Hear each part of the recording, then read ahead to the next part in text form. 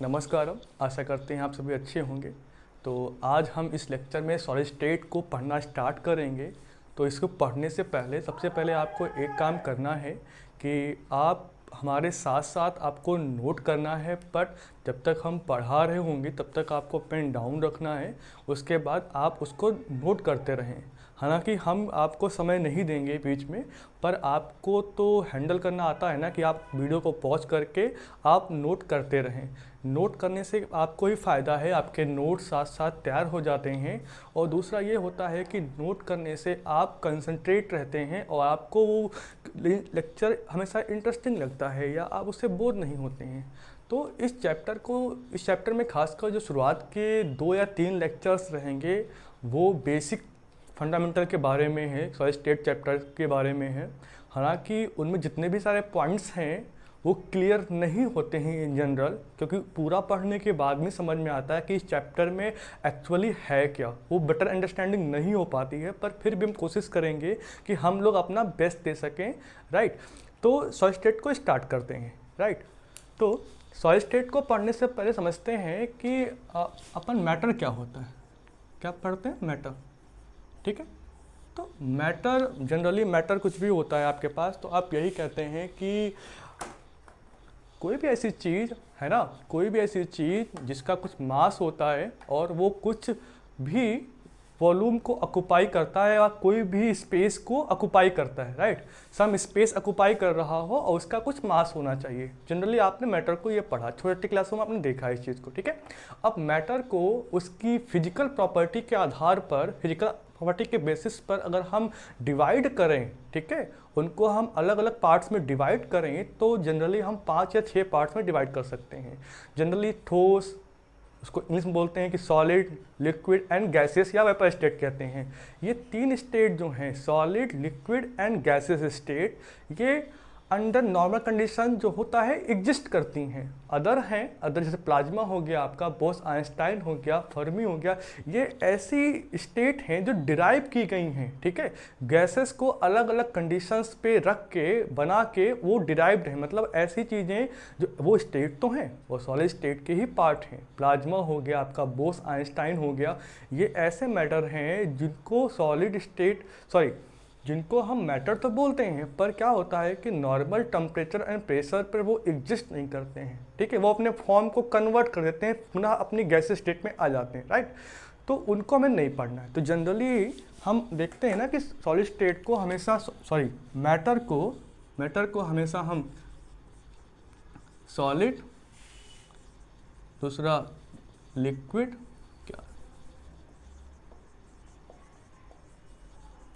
And third one is gaseous state, है ना। इसको हम वेपर स्टेट भी बोलते हैं। इन जनरल हम जानते हैं कि जो सॉलिड्स होते हैं, सॉलिड्स को हालांकि हम तो डिटेल में पढ़ने वाले हैं, पर छोटी क्लासों में आपको ये बताया गया है, आप जानते हैं। अगर हम बेसिस देखें वॉल्यूम पे, हाँ, वॉल्यूम को एक बेसिस बना लें, साथ ही साथ अगर हम स्पेस और वॉल्यूम के अकॉर्डिंगली देखें केवल, तो आप कहते हो कि सॉलिड ऐसे मटेरियल्स होते हैं जिनके फिक्स या डेफिनेट वॉल्यूम होते हैं और इनके शेप भी डेफिनेट होते हैं, है ना। कोई भी सॉलिड आप देखते हो, सपोज ये डस्टर है, राइट, तो इसका वॉल्यूम हमेशा फिक्स होगा। राइट, आप जिस रूम में बैठे हुए हैं वो भी एक सॉलिड है, तो उस रूम को ध्यान से देखिए आप, या आपके आसपास कोई मार्कर है, ये सॉलिड, राइट, तो इसका हमेशा एक वॉल्यूम होगा जो फिक्स होगा। ठीक है, और हमेशा इसका कुछ ना कुछ मास होगा। राइट, अगर हम लिक्विड की बात करें तो लिक्विड में क्या होता है कि इनके वॉल्यूम तो फिक्स रहते हैं, ठीक है, पर इनके शेप बदलते रहते हैं। सपोज आप 1 ग्लास ऑफ वाटर लीजिए, राइट, अब 1 ग्लास ऑफ वाटर को आप बकेट में डाल दीजिए या बाउल में डाल दीजिए, तो बाउल या बकेट में डालने पर क्या पानी कम हो जाता है, वाटर कम पड़ जाता है? ऐसा तो नहीं है ना, बस उसका शेप बदल जाता है। राइट, वो शेप बदलेगा बट उसका वॉल्यूम चेंज नहीं होगा। तो ये बताया गया कि वो लिक्विड्स होते हैं।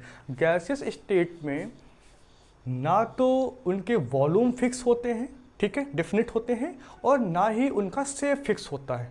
राइट, और साथ ही साथ छोटे क्लास में ये सिखाया गया कि सॉलिड में पार्टिकल बहुत ही क्लोजली पैक्ड होते हैं, ठीक है। एंड ये आपका लिक्विड जो होता है सेकेंड वन, लिक्विड में पार्टिकल जो होता है थोड़ा दूर होते हैं और गैसियस में पार्टिकल और भी दूर होते हैं। तो छोटी क्लासेस में डायग्राम की हेल्प से थ्योरेटिकली समझाया गया। पर ध्यान देने वाली बात ये है कि ये तीनों ही अलग अलग चैप्टर्स हैं, ठीक है। आप लिक्विड स्टेट को और सॉलिड स्टेट को सेपरेट चैप्टर्स में 12th क्लास में पढ़ते हैं, ठीक है, और गैसेस स्टेट को 11th क्लास में, ठीक है। तो इसे अगर आप 11th पास आउट हैं तो आप इसको ऑलरेडी पढ़ चुके होंगे, राइट। हम स्पेशली सॉलिड स्टेट के बारे में बात करने वाले हैं, ठीक है। तो इसमें अपना जो सॉलिड है तो इसका मतलब ये है कि ये अपने कॉन्स्टिट्यूएंट पार्टिकल से मिलकर बना होगा, ऑब्वियस है ना। तो सॉलिड कैसे बना होगा, सपोज अगर हम एक बात करें कि एक डस्टर है, राइट, ये डस्टर है, तो इस डस्टर को ध्यान से देखो, इसमें बहुत सारे माइन्यूट पार्टिकल्स होंगे, बहुत सारे करोड़ों अरबों हो सकते हैं, राइट। वो कॉन्स्टिट्यूएंट पार्टिकल जो इसके हैं ये सॉलिड के, तो वो कॉन्स्टिट्यूएंट पार्टिकल उनका एक अरेंजमेंट होगा, राइट। तो उन कॉन्स्टिट्यूएंट पार्टिकल में एक फोर्स ऑफ अट्रैक्शन काम कर रहा होगा, ठीक है। वो फोर्स ऑफ अट्रैक्शन जो होता है वो उन पार्टिकलों को बहुत पास रखता है, ठीक है, जितना पास पॉसिबल हो सकता है, जितना पास। इसका मतलब ये है कि सॉलिड के जो कॉन्स्टिट्यूएंट पार्टिकल्स होते हैं उनके बीच का जो फोर्स ऑफ अट्रैक्शन होता है, राइट, वो फोर्स ऑफ अट्रैक्शन बहुत ही ज़्यादा स्ट्रांग होता है, ठीक है, जिसके कारण सॉलिड बहुत रिजिड होते हैं, राइट। तो हम क्या देखने वाले हैं कि जो सॉलिड होते हैं, तो सॉलिड के कॉन्स्टिट्यूएंट पार्टिकल जो होते हैं,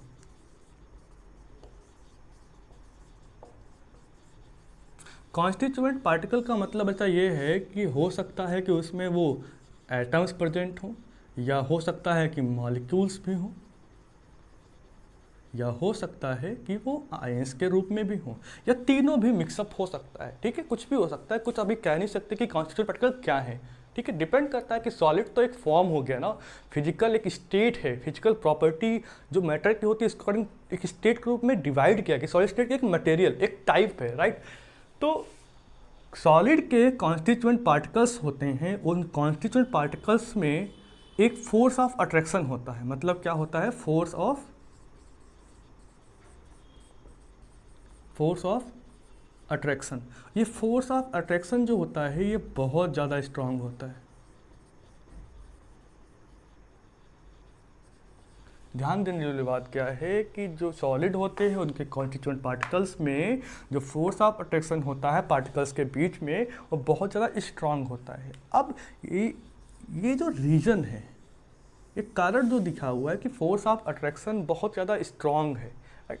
तो स्ट्रांग होने के कारण इसकी कुछ प्रॉपर्टीज जो होती हैं वो सामने निखर के आती हैं। मतलब ये फोर्स ऑफ अट्रैक्शन का बहुत ज़्यादा होना, उससे कुछ प्रॉपर्टी जो है निखर के बाहर आती हैं, ठीक है। उन प्रॉपर्टी को देखते हैं। तो सॉलिड क्या होते हैं, जनरली हम कहते हैं कि सॉलिड की जो शेप होते हैं वो फिक्स होते हैं, ठीक है। फिक्स का मतलब क्या है, सपोज ये एक क्यूबिकल बॉक्स है ना, तो इस क्यूबिकल बॉक्स में हर एक पोजीशन जो भी पार्टिकल्स इनमें इन्वॉल्व होंगे वो अपनी अपनी जगह पर है, ठीक है। इसको हम फेंक दें या कुछ भी कर दें लेकिन वो पार्टिकल अपनी जगह से नहीं हिलने वाले। तो उसमें क्या होता है, कह सकते हैं कि सॉलिड में कॉन्स्टिट्यूएंट पार्टिकल्स जो होते हैं उनके पोजीशंस फिक्स होते हैं। मतलब सॉलिड के कॉन्स्टिट्यूएंट पार्टिकल्स के पोजीशन का फिक्स होना यही रिजल्ट देता है कि उसका जो शेप होता है वो फिक्स हो जाता है। इसका मतलब ये भी है कि सपोज यहाँ कोई पार्टिकल्स है तो वो पार्टिकल यहाँ से कूद के यहाँ जा नहीं सकता, राइट। तो पार्टिकल अगर यहाँ पर है, इस कोने पे है तो यहीं पर रहेगा, इसी कोर में इसी कॉर्नर पे रहेगा, राइट। वो हो सकता है कि वो वाइब्रेट कर रहा हो, वो ऑक्सीलेट कर रहा हो, अपनी ही जगह पर थोड़ा सा वो वाइब्रेट कर रहा हो, पर वो जगह को छोड़ के नहीं जाएगा, राइट। तो हम ये कह सकते हैं कि सॉलिड जो होते हैं उनकी पोजीशंस फिक्स होती है। क्या है, सॉलिड की में जो कॉन्स्टिट्यूएंट पार्टिकल होते हैं उनकी पोजीशन फिक्स होती है। पोजीशन फिक्स होने के कारण क्या होता है कि उनके जो शेप होते हैं वो फिक्स हो जाते हैं। मतलब हम कह सकते हैं सॉलिड जो होता है उसमें फिक्स्ड शेप होती है। अब फिक्स शेप पर होती है लेकिन बट क्या हो सकता है, बट सॉलिड जो होते हैं अपनी जगह पर ऑसिलेट कर सकते हैं, ठीक है, बट केवल only oscillate on their position, वो अपनी जगह पर रहते हुए ही वाइब्रेट या ऑक्सीलेट कर सकते हैं। एक बात तो ये हो गई। दूसरा क्या होता है कि सॉलिड जो होते हैं उनको कंप्रेस नहीं कर सकते। कंप्रेस इन द सेंस ये है कि सपोज ये है एक मटेरियल, एक इसी को उठा लेते हैं एग्जाम्पल के रूप में। अब इसको दबाएं तो नॉर्मली इसको हम कितना भी दबाएं ये कंप्रेस नहीं होगा।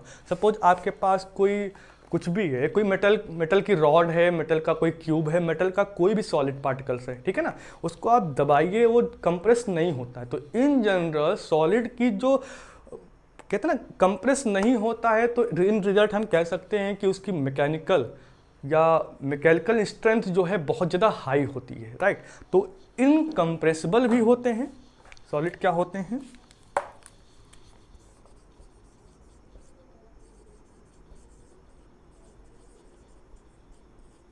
इनकम्प्रेसिबल होते हैं, और इनकम्प्रेसिबल होने के कारण ही, या आप कह सकते हो एक पॉइंट और इसमें, कि इनकी जो मैकेनिकल स्ट्रेंथ होती है वो हाई होती है। कह सकते हैं हम हाई मैकेनिकल स्ट्रेंथ। ये पॉइंट क्लियर हुआ? ठीक है। हाई मैकेनिकल स्ट्रेंथ होने का मतलब ये है कि आप उसके खींच दो, तार बना दो, या उसको फैला दो। एक सीट में आपने देखा होगा मेटल की सीट होती हैं, चादर्स होती हैं, मतलब कैसे भी आप उसको कुछ भी प्रेशर लगा के कर दो, कुछ भी कन्वर्ट कर दो, पर उनकी स्ट्रेंथ रहती है, अच्छी खासी स्ट्रेंथ रहती है, ठीक है। उन्हें किसी मेटल के एक ठोस को, एक सॉलिड को कन्वर्ट करने के लिए किसी दूसरे चादर में भी बहुत ज़्यादा प्रेशर की ज़रूरत पड़ती है, ठीक है।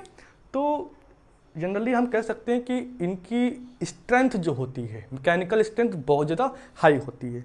साथ ही साथ एक पॉइंट और कह सकते हैं कि जनरली सॉलिड, हाँ एक चीज़ और है कि सॉलिड में जो होता है डिफ्यूजन स्लो होता है। डिफ्यूजन का मतलब क्या होता है कि आपने गैसेस स्टेट में देखा होगा डिफ्यूजन को। डिफ्यूजन का मतलब क्या होता है? जनरली गैसियस मॉलिक्यूल से गैसियस ही गैस ही करते हैं डिफ्यूजन।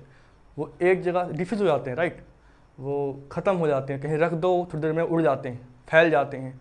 पर साथ ही साथ आपने देखा होगा कि फॉर एग्जांपल कैम्फर है, नेफ्थलीन हो गया, नेफ्थलीन बॉल्स देखा होगा वाइट कलर की जो होती हैं, तो इनको आप रख दो और कुछ टाइम के बाद ये गायब हो जाती हैं। गायब होने मतलब क्या है कि ये गैसेस स्टेट में कन्वर्ट हो जाती हैं, ठीक है, खुद को ख़त्म कर लेती हैं।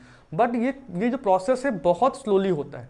तो ऐसे बहुत सारे सॉलिड हैं जो डिफ्यूज होते हैं, डिफ्यूजन दिखा रहे होते हैं, पर वो बहुत टाइम लेते हैं। कितना टाइम लगेगा पता नहीं, हर एक सॉलिड का अपना डिफ्यूजन टाइम होता है, राइट। तो हम ये कह सकते हैं, ओके। और क्या कर सकते हैं? हाँ, सॉलिड जनरली जो होते हैं रिजिड होते हैं। रिजिड को बोलते हैं कठोर। अब इसको समझिए भाई, वही तो तेरे से कह रहे थे कि सॉलिड कठोर होते हैं, रिजिड होते हैं। तो क्वेश्चन हो सकता है कि सॉलिड रिजिड क्यों होते हैं, राइट। तो रिजिड होते ही इसीलिए हैं क्योंकि सॉलिड के जो कॉन्स्टिट्यूएंट पार्टिकल्स है उसमें फोर्स ऑफ अट्रैक्शन बहुत ज़्यादा होता है, जिसके कारण क्या होता है कि सॉलिड में कॉन्स्टिट्यूएंट पार्टिकल्स में की जो पोजीशंस होती हैं वो एकदम फिक्स होती हैं, जहाँ होना चाहिए वो वहीं होती हैं। पोजीशन फिक्स होने के कारण उनके शेप भी फिक्स होते हैं, उनकी मैकेनिकल स्ट्रेंथ हाई होती है, वो डिफ्यूजन शो नहीं करते हैं, या तो करते हैं तो बहुत स्लो करते हैं। साथ ही साथ इसके साथ ये भी है कि उनको कंप्रेस नहीं कर सकते।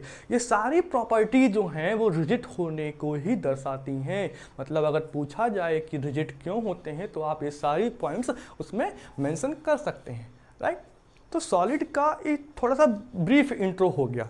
अब अगर हम बात करें कि सॉलिड को अगर हम डिवाइड करें, अगला आपके बुक्स में अगला क्वेश्चन या चैप्टर्स में अगले हेडिंग यही होती है कि सॉलिड को दो पार्ट्स में डिवाइड करते हैं।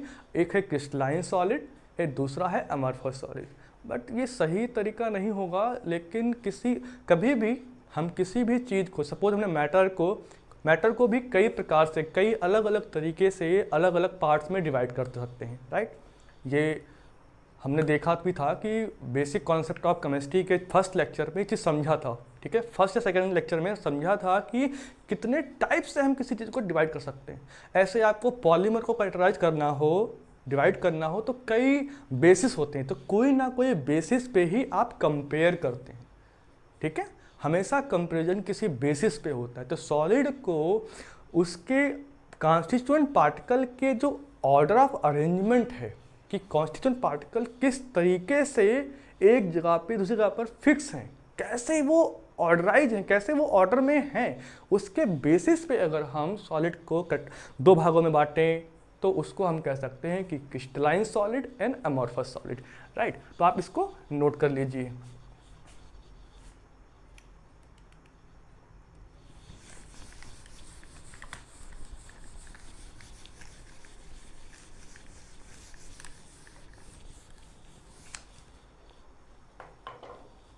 हमने लिखना है on the basis of nature of order in the arrangement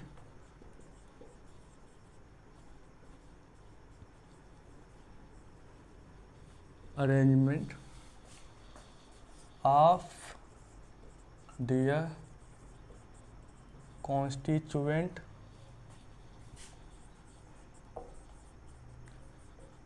particles। Solid में जो उनके पार्टिकल्स हैं, कॉन्स्टिट्यूएंट पार्टिकल्स हैं, उनके जो ऑर्डर हैं कैसे वो व्यवस्थित हैं, ठीक है, उनका कंपोजिशन कैसे हो रखा है, इस बेसिस पे अगर हम डिवाइड करें तो सॉलिड को जनरली हम डिवाइड कर सकते हैं दो पार्ट्स में। एक आपका है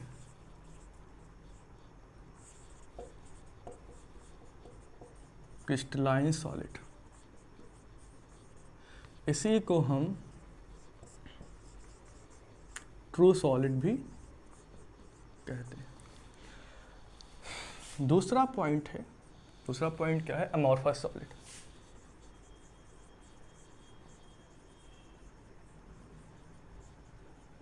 अमॉर्फस सॉलिड को हम स्यूडो सॉलिड, स्यूडो का मतलब होता है फॉल्स,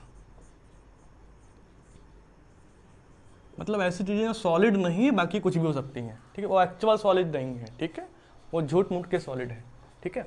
तब अब इनको देखते हैं। अच्छा, इसको देखने से पहले देख ही लेते हैं, यहीं से पढ़ ही लेते हैं इसको, ठीक है। कुछ पॉइंट्स हैं, क्वेश्चन आता है कि डिफरेंस क्या है इन दिनों में, ठीक है, तो समझते हैं।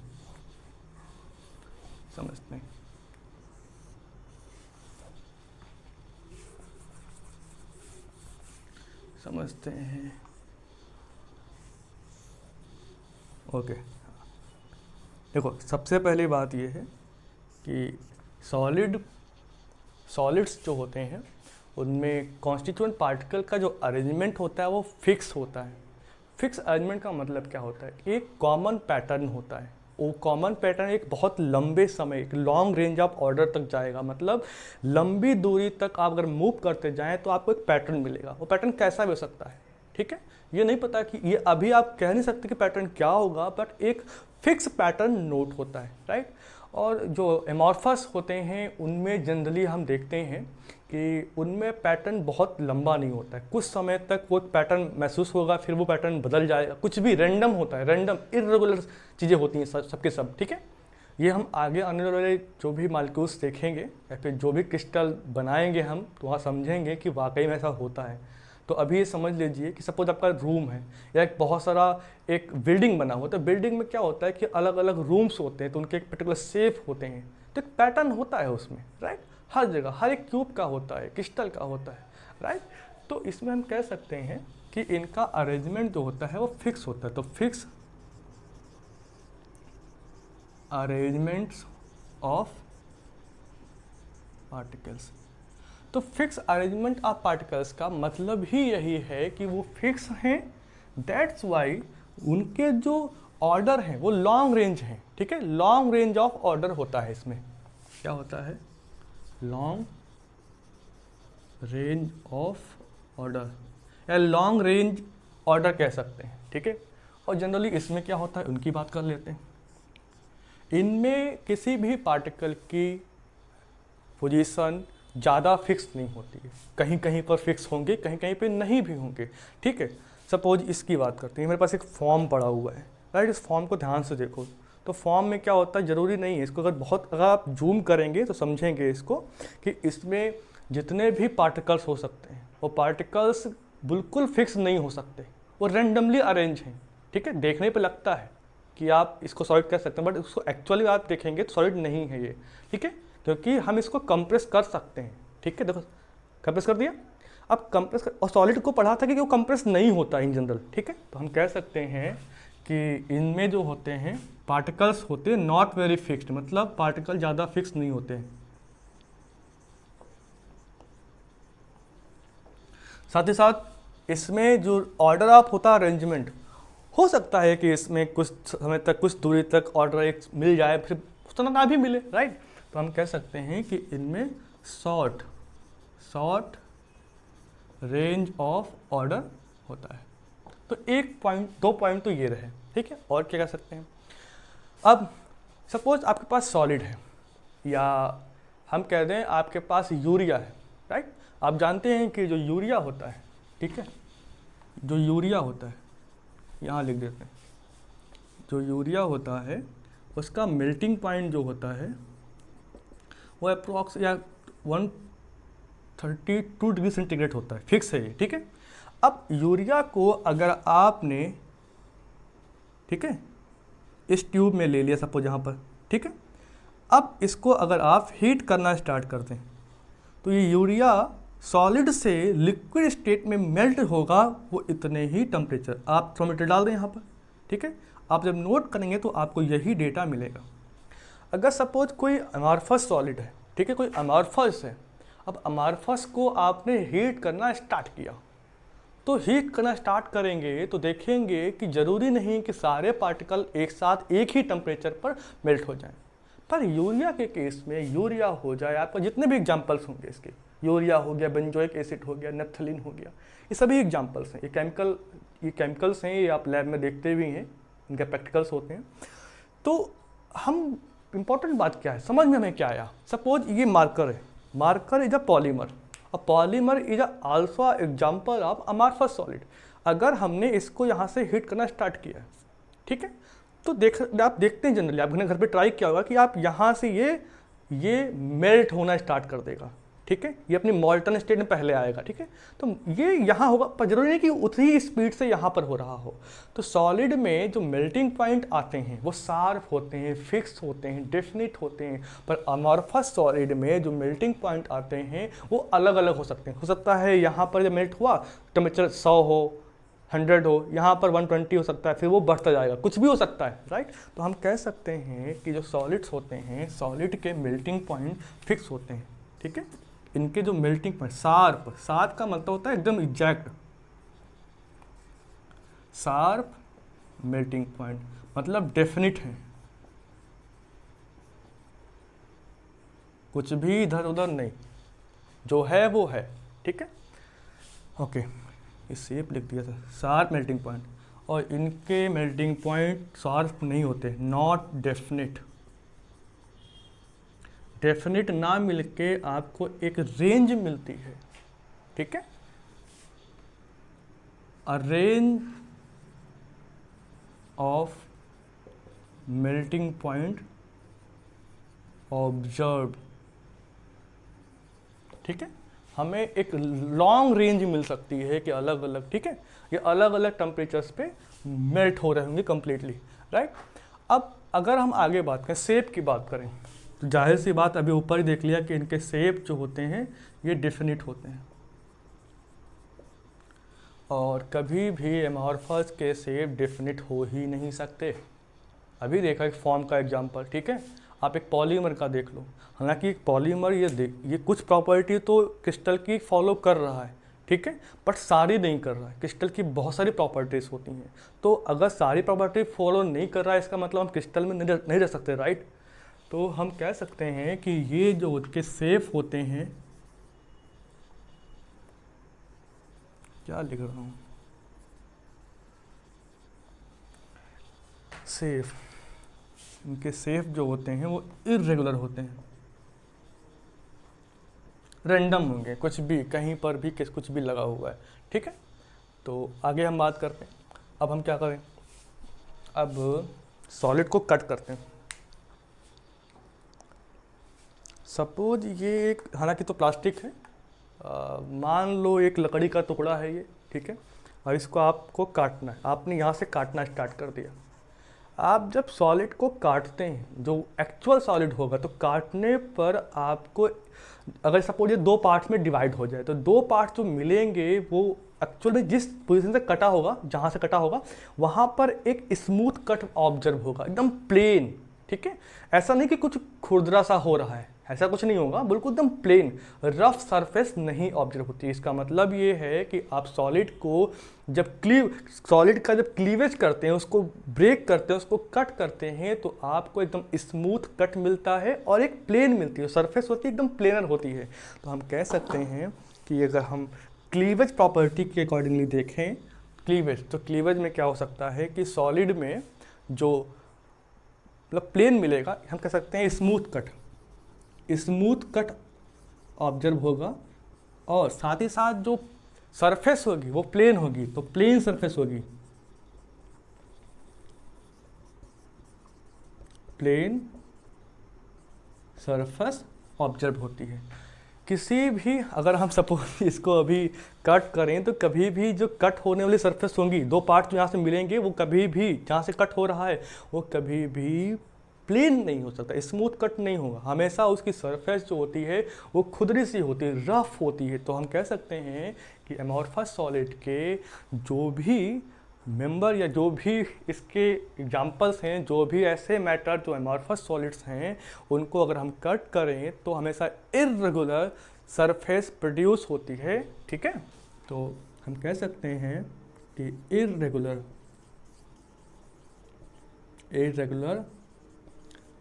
सरफेस प्रोड्यूस्ड ऑन क्लीवेज, मतलब हम जब क्लीवेज करते हैं, हम यहाँ भी लिख देते हैं, ठीक है। इतने पॉइंट्स होंगे, और बात करते हैं, ठीक है। अब सपोज आपके पास सॉलिड है, अब एक सॉलिड है तो नहीं, कुछ भी उठा लो आप, ठीक है। उस सॉलिड को अगर आप फ्यूज़ करते हो, ठीक है, सपोज मेरे पास क्या है, मेरे पास फ्यूज करने के लिए क्या ले सकते हैं एग्जांपल के रूप में, कुछ भी ले सकते हैं आप, ठीक है। सपोज आप कैम्फर ले लो, राइट। कैम्फर को आप फ्यूज़ करिए, डायरेक्ट उसको जलाइए, ठीक है, फ्लेम से डायरेक्ट आप फ्लेमिंग कर रहे हैं, कैम्फर को जला रहे हैं। तो देखा होगा कि कैम्फर जब जलता है तो उसका फ्यूजन एक पर्टिकुलर टेम्परेचर पे होता होगा, है ना, फिक्स है।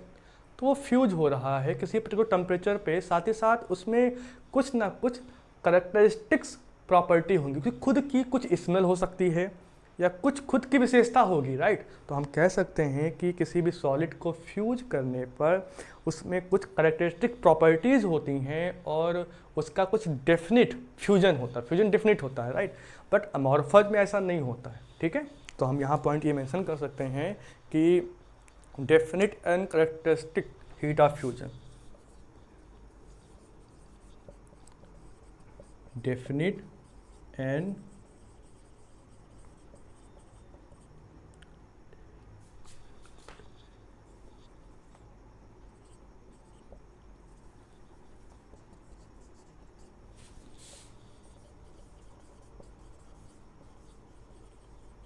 हीट ऑफ फ्यूजन का मतलब होता है उसको फ्यूज होने में कितनी हीट चाहिए, ठीक है। फ्यूज कर रहे हैं तो कुछ ना कुछ हीट तो चाहिए होगी, तो फिक्स होगी। अमॉर्फस में कभी भी आप उसकी हीट फिक्स नहीं होती है, अलग अलग टेम्परेचर्स चाहिए होते हैं। तो हम कह सकते हैं कि डोंट हैव डेफिनिट, हमें हम कह सकते हैं कि don't have definite heat of fusion, right. और कितने पॉइंट्स हो सकते हैं, कुछ पॉइंट्स और देख लेते हैं। तो इतने पॉइंट्स आप तक नोट करिए, हम इसको रफ करने वाले हैं, ठीक है। तो अपन देखेंगे आगे।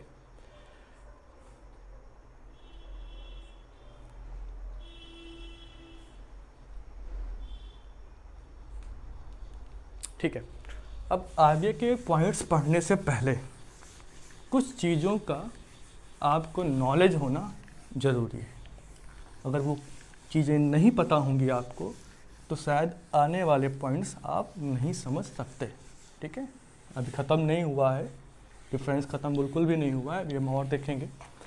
तो देखो क्या होता है, अगर हम इन दोनों सॉलिड पे कुछ फिजिकल प्रॉपर्टी को हम ऑब्जर्व करें, ठीक है, कुछ फिजिकल प्रॉपर्टी मतलब अगर हम नोट करें, अपन एक नोट डालते हैं, अगर हम कुछ सम फिजिकल प्रॉपर्टी,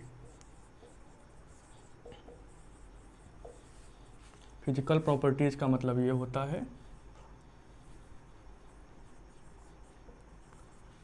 कि उसकी आइडेंटिटी लूज नहीं होनी चाहिए। आप हर उस प्रॉपर्टी को ऑब्जर्व कर सकते हैं जो उस पर्टिकुलर मैटर की आइडेंटिटी को लूज किए बिना संभव हो, तो हम उसकी फिजिकल प्रॉपर्टी में रखते हैं। वो ख़त्म नहीं हो सकता, कुछ कन्वर्टेबल नहीं। अगर वो कन्वर्ट हो गया किसी अन्य चीज़ में तो उसको केमिकल प्रॉपर्टी के अंतर्गत पढ़ते हैं, राइट। फिजिकल का मतलब है उसमें कुछ केमिकली चेंज ना हो, आइडेंटिटी ब्रेक डाउन ना हो, राइट। तो कुछ फिजिकल प्रॉपर्टी जो हैं हम अज्यूम कर लेते हैं, ये ऑब्जर्व हैं। अगर हम बात करें जैसे कि इलेक्ट्रिकल प्रॉपर्टी, इसी में शायद इसके लिए हम कह सकते हैं कंडक्टेंस, अल्टीमेटली कंडक्टेंस या रेजिस्टेंस वही चीज़ है, पॉजिटिव ऑब्जर्व करें। या हम थर्मल कंडक्टेंस, थर्मल कंडक्टिविटी कह सकते हैं। इसके साथ साथ अगली नेक्स्ट प्रॉपर्टी आपकी जो है इसके मैकेनिकल स्ट्रेंथ दे सकते हैं, मैकेनिकल स्ट्रेंथ। या हम इस पे ऑप्टिकल प्रॉपर्टी में देख सकते हैं रिफ्रैक्टिव इंडेक्स।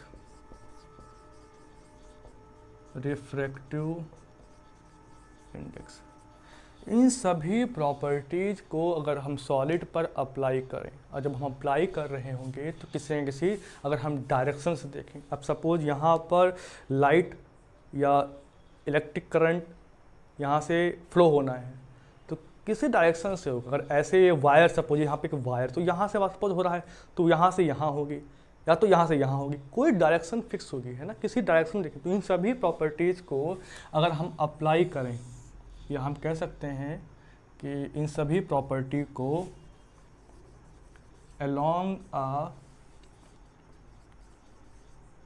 particular direction, किसी पर्टिकुलर डायरेक्शन से अगर हम इन सभी प्रॉपर्टी को मेजर करें, राइट, तो देखते हैं कि क्या क्या हमारे सामने आता है। ठीक है, तो अगर हम along a पर्टिकुलर डायरेक्शन में इन प्रॉपर्टी को ऑब्जर्व करें तो दो चीज़ें सामने आती हैं। ठीक है, दो इफेक्ट या दो चीज़ें या दो बिहेवियर कह सकते हैं। ठीक है, two type of behaviour are observe. पहला बिहेवियर क्या है आपका, आइसोट्रॉपिक बिहेवियर, आइसोट्रॉपिक बिहेवियर। दूसरा बिहेवियर क्या है, एन आइसोट्रॉपिक बिहेवियर। ठीक है, ध्यान रखना, आपको दोनों नोट करने हैं, राइट, आप बिल्कुल घबराइए नहीं। एन आइसोट्रॉपिक बिहेवियर, ठीक है, ये आपके लिए इम्पोर्टेंट हो सकता है अगर आप बोर्ड के छात्र हैं तो। ठीक है, तो ऊपर देखते हैं कि क्या होने वाला है। इन प्रॉपर्टीज़ को याद रखना कि इलेक्ट्रिक करंट मेजर कर रहे हो, कंडक्टिविटी हो, रेजिस्टेंस हो, रिफ्रैक्टिव इंडेक्स हो, थर्मल प्रॉपर्टी हो, मैकेनिकल स्ट्रेंथ, ये सभी ऑब्जर्व करते हैं। ठीक है, तो देखो क्या होता है। सपोज हम एक क्रिस्टल बनाते हैं। सपोज कोई क्रिस्टल है, NaCl का ले लो आप, तो NaCl होगा, तो जाहिर सी बात है, मान लो ये कटायन NaCl है और ये अनायन Cl है, और इसको ऐसे कर देते हैं। 2D में बना रहे हैं, ये पर 3D में हो सकता है। एक कॉमन पैटर्न को देखते हैं कि इसमें हमेशा सॉलिड क्रिस्टल में जो होता है एक फिक्स अरेंजमेंट तो ऑब्जर्व होना ही है, बिना उसके काम नहीं चलने वाला। ठीक है, अब यही पढ़ते आ रहे हैं। हम सपोज कर रहे हैं यहाँ पर क्या देख रहे हैं कि जो ये है ये आपका कटायन है, जैसे कि Na+, और जो ये है अनायन है जैसे कि Cl-। का साइज वैसे भी बड़ा होता है, दैट्स वाई हमने थोड़ा सा इसके लिए एक पार्टिकल को बड़ा दिखाया है, राइट। अब इसमें क्या होता है, हमने कहा ना इसकी फिजिकल प्रॉपर्टी को हमने, अच्छा एक बात और, ये अपना है कोई क्रिस्टलाइन सॉलिड, ठीक है। अब इस क्रिस्टलाइन सॉलिड को ध्यान से देखो, इनके पार्टिकल्स में एक पर्टिकुलर पैटर्न है, अरेंजमेंट है, ठीक है। अब अगर किसी पर्टिकुलर डायरेक्शन से अगर हम इसको ऑब्जर्व करें कहीं से भी, देखो ध्यान से, इस डायरेक्शन में देखो Na फिर Cl, Na Cl, आस पास एक पैटर्न मिल रहा है, इधर गए, यहाँ पर अगर लेफ्ट में Cl है तो राइट में Na है, लेफ्ट में Cl तो राइट में Na, लेफ्ट में Cl राइट में Na, कुछ और, ये पैटर्न कुछ और था। अगल बगल दोनों ही एक जैसे कटायन थे, यहाँ पर डिफरेंट कटायन थे। आप इस तरफ जाओ, लेफ्ट में Na था, राइट में Cl है, यहाँ पर लेफ्ट में Cl हो गया, राइट में Na हो गया, फिर अगले ही बिल्कुल पैटर्न, इधर गए इस डायरेक्शन में पैटर्न अलग है, यहाँ गए ऑर्डर अलग है, यहाँ गए पैटर्न अलग मिला। तो अगर डिफरेंट पैटर्न मिल रहे हैं तो जाहिर सी बात अगर आप उसको हीट करना चाहोगे, ठीक है।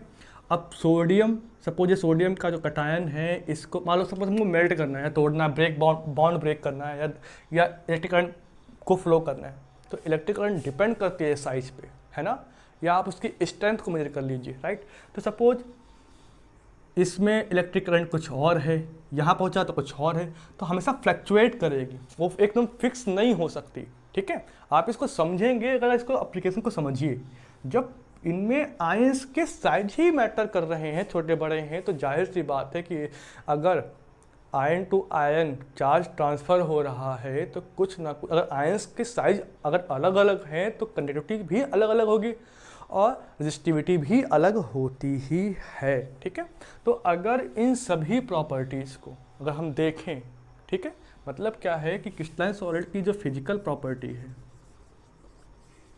फिजिकल प्रॉपर्टीज है, उस फिजिकल प्रॉपर्टी जो हम पढ़ चुके हैं, इलेक्ट्रिक करंट हो गया, रेजिस्टिविटी हो गया, मैकेनिकल स्ट्रेंथ हो गया, या रिफ्रैक्टिव इंडेक्स हो गया, है ना, थर्मल कंडक्टिविटी हो गया, ऐसे जो देखा अभी जस्ट हमने जो अज्यूम किया या मान लिया या फिर ऑब्जर्व हुई है, तो उन फिजिकल प्रॉपर्टी को जब देखा गया तो वो सारी फिजिकल प्रॉपर्टी अलग अलग डायरेक्शन में अलग अलग मिल रही हैं, है ना। तो क्रिस्टलाइन सॉलिड में फिजिकल प्रॉपर्टी जो होती है, क्रिस्टलाइन सॉलिड में जो फिजिकल प्रॉपर्टी होती हैं वो फिजिकल प्रॉपर्टी डिफरेंट होती हैं, डिफरेंट इन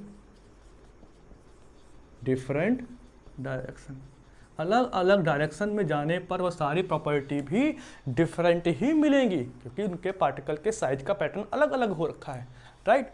तो क्रिस्टलाइन सॉलिड की फिजिकल प्रॉपर्टी का डिफरेंट डायरेक्शन में डिफरेंट पाया जाना ही कहलाता है नोन एज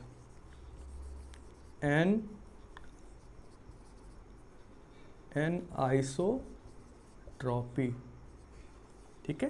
मतलब anisotropy is a behaviour, और ऐसा बिहेवियर कि क्रिस्टलाइन सॉलिड का ऐसा बिहेवियर कि अलग अलग डायरेक्शंस में फिजिकल प्रॉपर्टी का अलग अलग पाया जाना एन आइसोट्रॉपी कहलाता है। और जो भी सबस्टेंस ये प्रॉपर्टी, मतलब जो भी सबस्टेंस होंगे, जो भी मैटर होंगे जो क्रिस्टलाइन सॉलिड की ये प्रॉपर्टी शो कर रहे होंगे, ठीक है, उन पार्टिकल्स को बोलते हैं एन आइसोट्रॉपिक। तो कह सकते हैं सबस्टेंस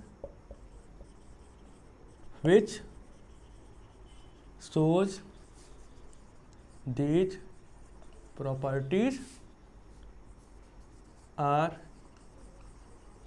called, एक सेकेंड, anisotrophic,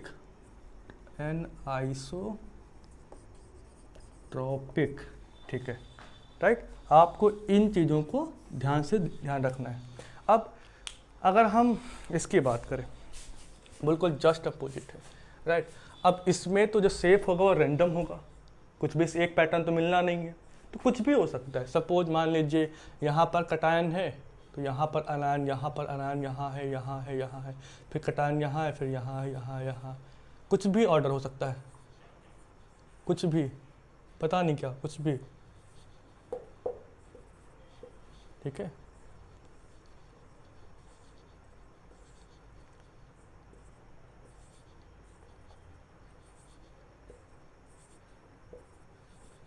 सपोज ये रैंडम है, इरेगुलर शेप में है ना।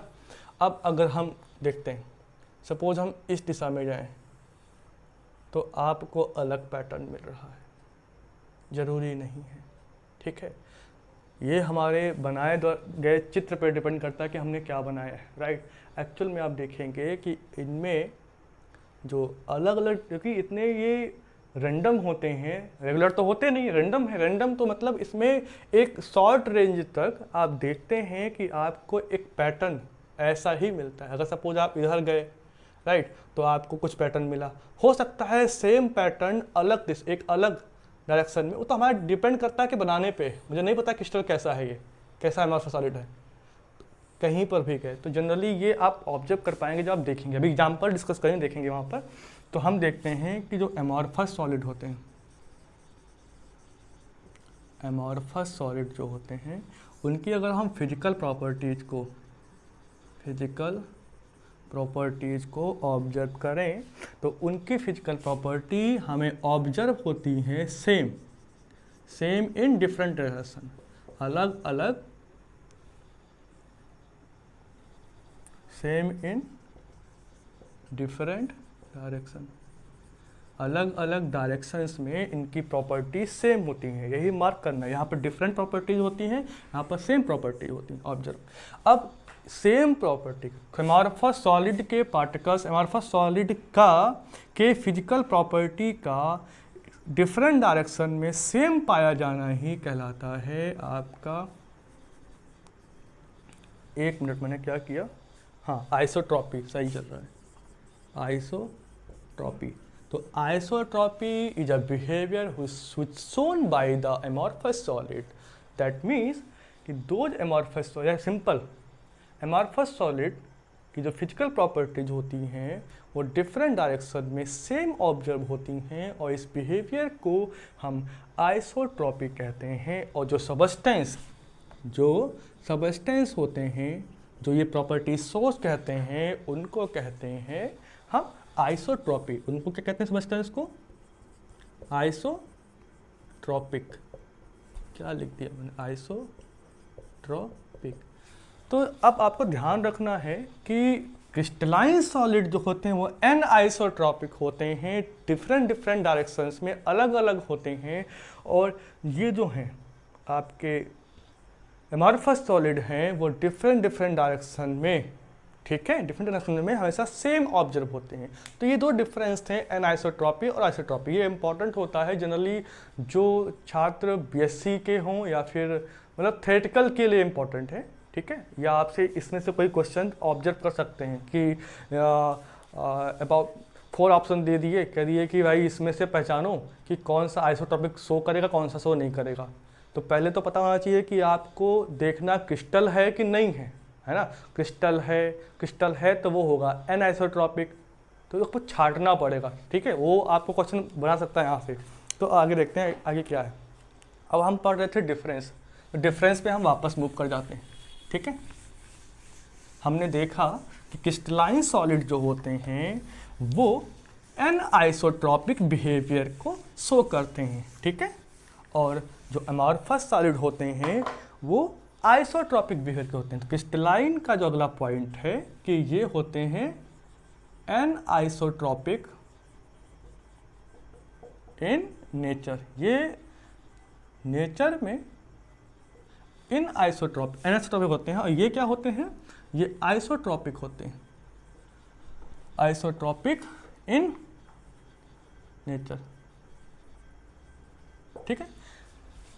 आइसोट्रॉपिक का मतलब क्या है? इनकी फिजिकल प्रॉपर्टी डिफरेंट डायरेक्शन में डिफरेंट होंगी और इनकी फिजिकल प्रॉपर्टी डिफरेंट डायरेक्शन में हमेशा सेम ऑब्जेक्ट होती हैं। एक तो बात ये। दूसरा पॉइंट इंपॉर्टेंट ये है कि जो क्रिस्टल्स होते हैं उनकी एक सिमेट्री होती है। अगर आप जो लोग इस सिमेट्री वर्ड से फैमिलियर नहीं हैं तो जान जाएंगे, आगे बात करेंगे। तो सिमेट्री का जनरली मतलब क्या होता है समझते हैं। सिमेट्री का मतलब क्या है कि एक ऐसा पैटर्न, या हम कह सकते हैं कि डिटेल में देखेंगे आगे 3-4 होती हैं। Plane of symmetry, plane of symmetry, centre of symmetry, या हम कह सकते हैं एक्सिस ऑफ सिमेट्री। किसी particular plane, particular axis, particular centre के अलोंग आप दोनों ही अलग अलग डायरेक्शंस में सेम पैटर्न अगर ऑब्जर्व करते हैं तो आप कह सकते हैं कि उसमें सिमेट्री है। आप सपोज करिए, अगर हम इस क्यूब को जस्ट यहाँ से काट दें, इसको कट मारें यहाँ से, तो क्यूब बराबर बराबर 2 पार्ट में डिवाइड हो जाएगा। ठीक है, तो सिमेट्री का मतलब है कि अगर एक इमेजिनरी प्लेन हम आप डाल दें, अगर हम प्लेन ऑफ सिमेट्री की बात करें, एक इमेजिनरी प्लेन डाल दें, तो वो अगर उस पर्टिकुलर मैटर या सबस्टेंस को 2 पार्ट्स में, इक्वल पार्ट्स में डिवाइड कर रहा हो, तो हम कह सकते हैं कि उसमें प्लेन ऑफ सिमेट्री है। या और सिमेट्री देखते हैं हर तरीके से, आप इसको ऐसे भी, जितने भी पॉसिबल वे होते हैं प्लेन ऑफ सिमेट्री चेक करने के, वो सारे वे आपको देखना होता है। सिमेट्री स्पेशली ग्रुप थ्योरी में बहुत डिटेल में है। इसको ऐसे कट कर दीजिए या ऐसे कर दीजिए, है ना, कैसे भी कर दीजिए बराबर बराबर मिलेगा, तो इसको बोलते हैं प्लेन ऑफ सिमेट्री। ठीक है, जनरली हम बाद में बात करेंगे इसके बारे में। ठीक है, हम लोग सीख जाएंगे बाद में, अभी आप परेशान बिल्कुल भी ना हो, लोड ना लें। इनको बोलते हैं एलिमेंट ऑफ सिमेट्री। तो जो क्रिस्टलाइन सॉलिड होते हैं वो सिमेट्री को दिखाते हैं, क्या करते हैं, पजेस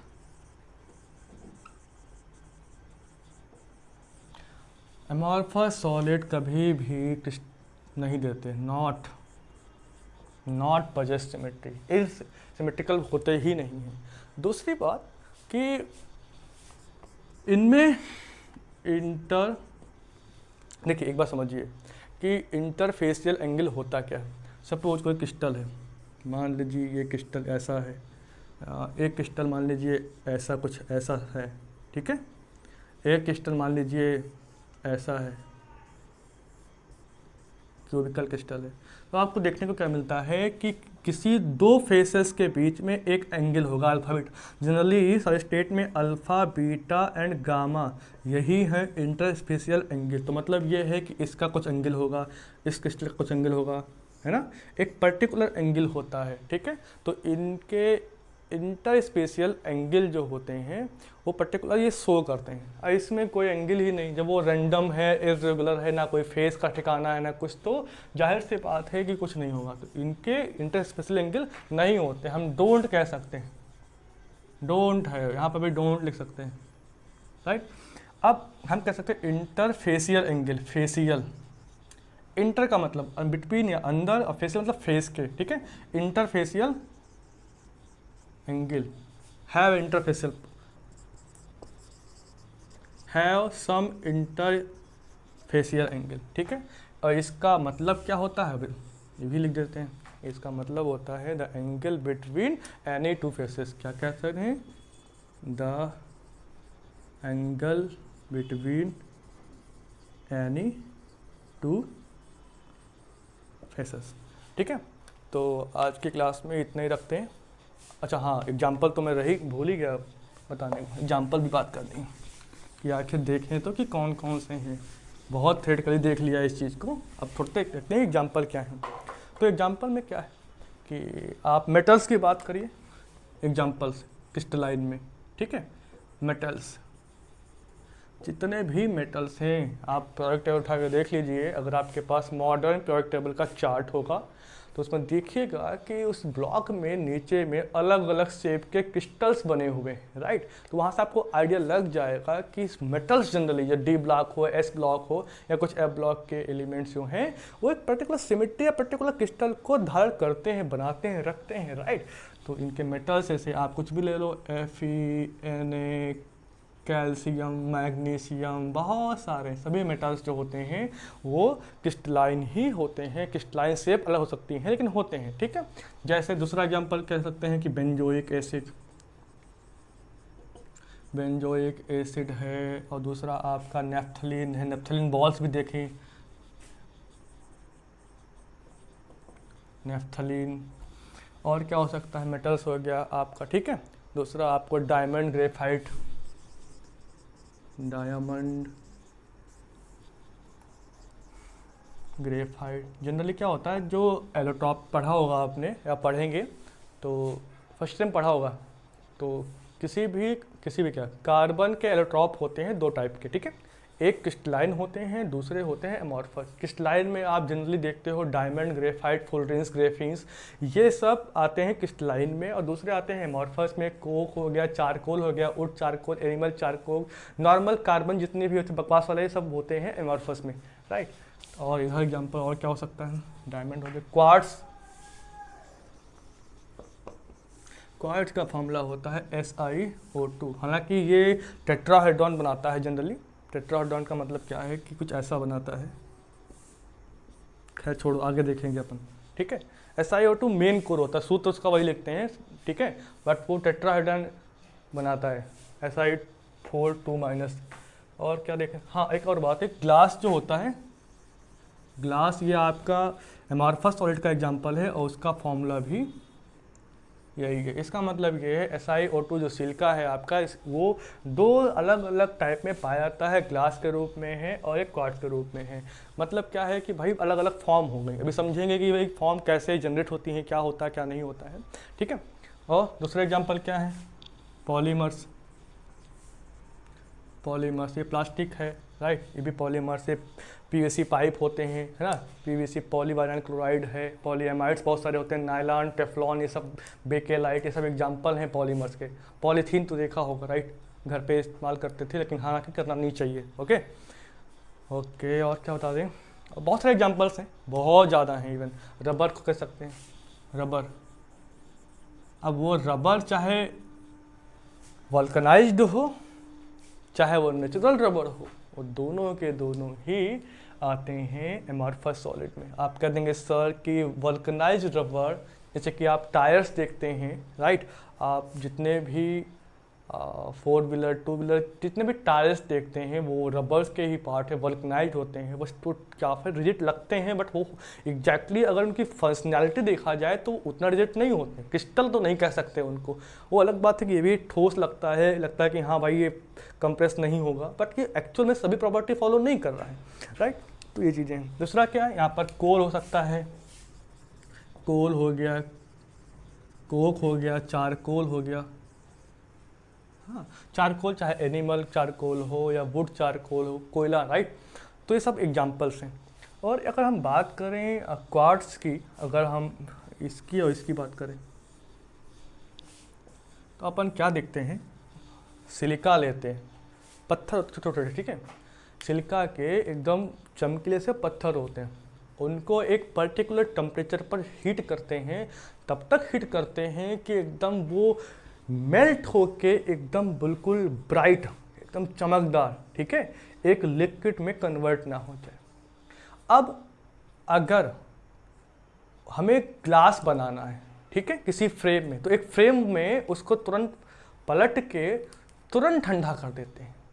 ऐसा करने पर जो पार्टिकल लिक्विड में कन्वर्ट हुए थे उनको ठंडा किया गया अचानक, तो वो तुरंत जब ठंडे होते हैं तो वो अरेंज नहीं हो पाते हैं, मतलब वो आज़ादी उनको नहीं मिली कि वो अपनी पुनः फिक्स पोजीशन को अरेंज कर सके।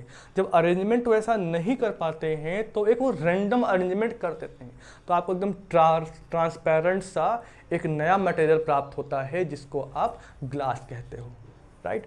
अब यदि वही लिक्विड को ऐसे ही किसी बर्तन में या कैसे भी शेप में डाल के ऐसे ही छोड़ दिया जाए, वो अपने टाइम से ठंडा होगा, स्लोली ठंडा होगा, तो जो एक स्टेट को अटेंड करेगा सॉलिड में, वो क्योंकि वहाँ पर टाइम मिल चुका होगा, पार्टिकल अपने तरीके से अरेंज हो सकता है, अपने तरीके से वो जुड़ सकता है जहाँ पर जुड़ना है उसको, तो वो जो स्टेट देगा उसको क्वार्ट्स कहते हैं। क्वार्ट्स का जो रंग होता है जनरली वो हल्का सा मिल्की होता है, राइट।